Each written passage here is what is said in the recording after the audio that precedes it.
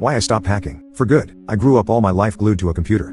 When I first started talking I was already browsing through my uncle's computer, switching between games. By the time I was 10 I was taking over my family's MSN accounts and making them send each other awkward messages. I was 10 at the time, so the messages were stuff like "I hate you" or "Give me back my Power Ranger." As you could imagine, I had no friends growing up. I was bullied and pushed around a lot. I'm autistic, so I guess that was the reason.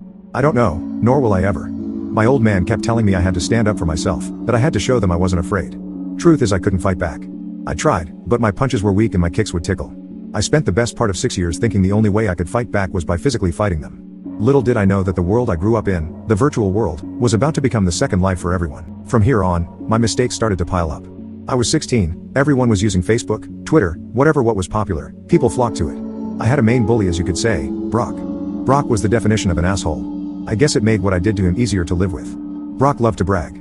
His girlfriend was hot, his figure was fit, and he was amazing at sports. His only downside was he was dumb as shit. And he hated anyone that excelled academically. Surprise, surprise, I was a smartass. I was incredibly good at solving problems. I guess that was the upside to my autism. He hated that and proceeded to make my life a living hell. I tried fighting back again using my weak body. Forgetting my strongest weapon was my mind.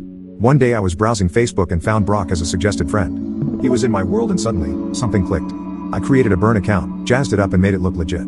I added Brock as a friend and proceeded to find out as much as I could about him. I found his girlfriend and added her too. I sent Brock an email from Facebook claiming his account had been compromised and to download a PDF file with all our security measures updated. Of course, to keep his account he downloaded the document. Fool. I had access to his laptop and proceeded to find everything there was to know about him. I knew so much that at any point in time I could tell you where he was, what he was doing and who he was doing it with. I had his laptop camera send me images every so often to know what he was up to. When his girlfriend came over, I was ready. I booted up my online dating application and started sending messages to Brock. "Hey baby, can't wait to see you tomorrow. Last week was a blast." I won't go into so much detail, but due to the fact that I knew what he was up to, it was easy to convince his girlfriend that his online babe was real. I didn't stop there. I downloaded on his laptop as much gay porn as I could find. At a time where homosexuality wasn't as accepted as it was today, you can imagine how his parents reacted to his fun drive. He didn't come back to school since then. My guess is he moved out of town. I don't know, I didn't care to look anymore. To me that was a small victory and I relished in it. Now I wish I'd have stopped there. Oh God, I wish I stopped there. But I was addicted. That feeling of justice being served by my hands was one I loved and wanted more. So I targeted criminals, the type that use the dark web to hide and spread their filth. For 4 years straight I was a pain in their asses.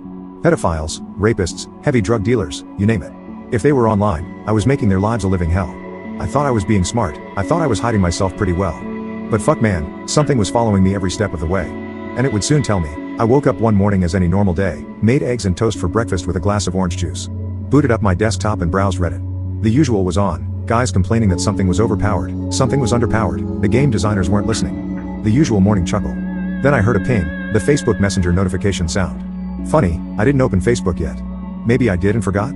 Wouldn't make sense as I rarely open Facebook. It was odd but not enough to sound any major alarms. A message from someone I don't know. "Hey Danny. What's the weather like in Japan?" What the fuck? Weather in Japan? I'm on the other side of the world. The name read James Punderson. On my other monitor I started to go through his profile trying to find any mutual friends, someone I met in a party or something. I responded with "Sunny I hope. Anyone who knows me knows I hate the rain." I keep looking but nothing of interest pops up. James replies, "Oh, a funny guy. Tell me Danny, do you enjoy playing games?" At this point I think he's referring to video games. "Yeah dude, what did you have in mind? League of Legends? Dota? I don't mind." "Oh Danny, I didn't mean one of those childish games, I mean a real game.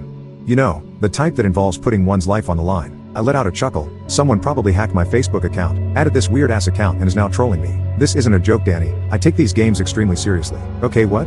How did he know I laughed? Did he guess? There's no way he can see me, my camera isn't even plugged in and how could he have gotten into my apartment? My Facebook profile had a fake address on it and I never used my real address for anything, not even Amazon or eBay. This has to be a joke. I wrote, "Sure dude, I'm bored as fuck anyway." I was buying time to try and find out where this son of a bitch was. I scoured everywhere trying to find any small clue to latch onto. Found something, kept going and looked into it more. Eventually leading up to an address. When I looked at the address I froze. I could feel my blood draining from my face. It was my address. I was the only one living there but somehow this asshole was using my address as a cover. Ping. Another message. "I see you've gone extremely pale Danny, what's the matter? Don't believe in ghosts?" I couldn't move, this guy could see me, he knew every move I was making and I didn't know what to do. Do I run away and burn everything down? Fry my hard drives and shred my motherboard? What the fuck is going on? Ring ring Danny, ring ring. My phone starts to ring, but it isn't James, the caller ID read Mum. I pick up, I hesitate to speak, I can't show my mom I'm afraid of something, she'd worry. I try to act cool. "Hey mom, everything alright?" What I heard next made me drop my phone in horror. It made me realize that shit was real and this wasn't a joke. A voice, obviously modulated to hide the identity of the caller. But the threat was real and I knew who it was. "Hey Danny, what's the weather like in Japan?"